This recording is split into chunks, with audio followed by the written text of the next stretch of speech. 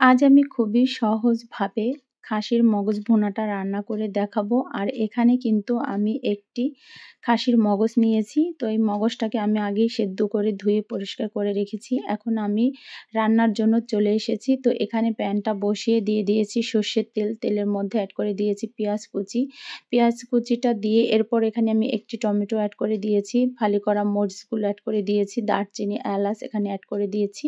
এরপর দিয়ে দিয়েছি স্বাদ মতো লবণ। এরপর আমি এখানে অ্যাড করে দিয়েছি আদা বাটা দিয়ে দিয়েছি 1 চামচ, রসুন বাটা 1 চামচ, জিরা বাটা দিয়ে দিয়েছি 1 চামচ। এরপর এখানে আমি অ্যাড করে দিয়েছি পানি। তো পানিটা দিয়ে এখন আমি মশলাটা সুন্দর করে কষিয়ে নেব। এখন আমি বাকি মশলাগুলো এখানে অ্যাড করে দেব। হলুদের গুঁড়ো দিয়ে দিয়েছি 1.5 চামচের মতো, মরিচের গুঁড়ো দিয়ে দিয়েছি 1.5 চামচের মতো, এখানে আমি ধনিয়া গুঁড়ো দিয়ে দিয়েছি 1 চামচের মতো।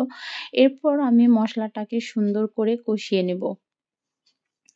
তো মশলাটা কিন্তু প্রায় কষানোর শেষের দিকে। এখন আমি এখানে যে মগজটাকে পরিষ্কার করে রেখেছিলাম, তো হাতে আমি একটু চটকিয়ে নিয়েছিলাম। এখন আমি মগজটাকে মশলার সাথে দিয়ে এভাবে সুন্দর করে কষিয়ে নেব। তো এরপর কিন্তু মগজগুলো দিয়ে এখন আমি মশলার সাথে সুন্দর করে এভাবে কষিয়ে নিয়েছি। তো মশলার সাথে কিন্তু মগজটাকে আমি সুন্দর করে এভাবে কষিয়ে নিয়েছি। তো কষানোটা কিন্তু প্রায় শেষের দিকে। এরপর এখানে কিন্তু আমি একটু পানি অ্যাড করে দিব। তো পানিটা দিয়ে কিন্তু আমি আরও একটু রান্না করে নিব। তো এরপর আমি এখানে পানি অ্যাড করে দিয়েছি। তো পানিটা দিয়ে কিন্তু এখন আমি সুন্দর করে একটু নেড়েচেড়ে দিয়েছি। তো এভাবে যদি মগজটা রান্না করা যায় তাহলে খেতে কিন্তু ভীষণ মজা হয়। তো কেমন হলো আমার মগজ ভুনাটা সবাই অবশ্যই কমেন্ট করে জানিয়ে দিবেন। তো এরপর কিন্তু আমি এখন এই পানির সাথে কিন্তু মগজটাকে সুন্দর করে রান্না করে নিব। আর এটাকে কিন্তু তেল ছেড়ে দিলে কিন্তু আমি মগজটাকে নামিয়ে নেব। তো এরপর কিন্তু এখানে আমি কিছু পেঁয়াজ কুচি অ্যাড করে দিয়েছিলাম। তো এই মাঝে আমি পেঁয়াজ কুচিটা দিয়ে এখন আমি আরও কিছুক্ষণ সুন্দর করে রান্না করে নিব।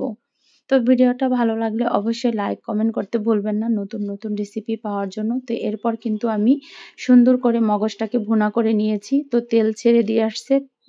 তো দেওয়ার পর কিন্তু আরও কিছুক্ষণ এভাবে নেড়েচেড়ে নিয়েছি। তো তেলটা ছেড়ে দেওয়ার পরেই কিন্তু মগজটাকে আমি নামিয়ে নিব। তো মাশাআল্লাহ অনেক সুন্দর একটা কালার আসছে, দারুণ একটা ঘ্রাণ চলে আসছে। আর এইভাবে মগজটা রান্না করলে খেতে ভীষণ মজা হয়। তো এখন কিন্তু পুরোটাই তেল ছেড়ে দিয়েছে। তার মানে আমার মগজটা রান্না সম্পন্ন শেষ। এরপর আমি একটি বাটিতে তুলে নেব।